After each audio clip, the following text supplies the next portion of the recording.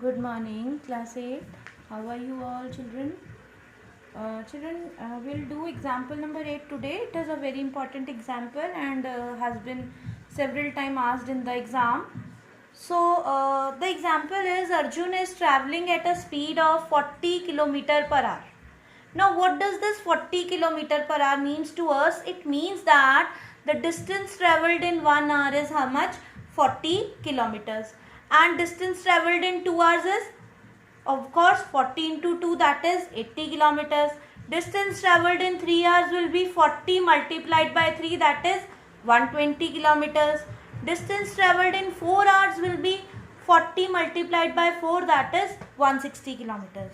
So in this question, we ourselves have to make the table. We have made the table. I have taken two parameters, time and distance. Time 1 hour, 2 hour, 3 hour and 4 hour, and distance 40, 80, 120 and 160.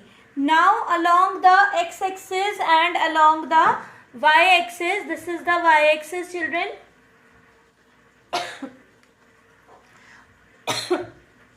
Along the y-axis I have taken distance, and along the x-axis, children, I have taken time. Y-axis 1 unit difference, 1, 2, 3, 4, and on the y-axis 40, 40 I have taken the difference. So here the first reading is when time is 1 hour, the distance is 40 kilometers. So 1 from here and 40 from here, I will get a point here. Similarly 2 and 80, then 3 and 120, 4 and 160. I will be getting 4 points and I will join these points. Right. Now there is one more thing asked in the question, and that is at what time does he cover 160 kilometers? Now you can easily see 160, at what time is he covering? In 4 hours. So the answer for that part will be in 4 hours, or you need not to write. Why? Because we have already shown it in the table.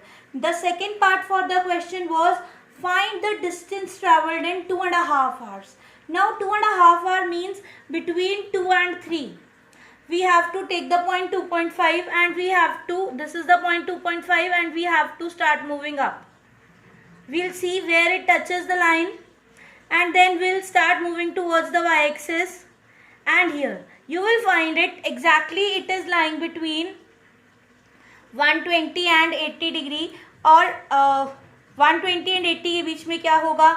100. So the distance travelled in 2.5 hours is 100 kilometers. Children, I am writing it is 100 kilometers.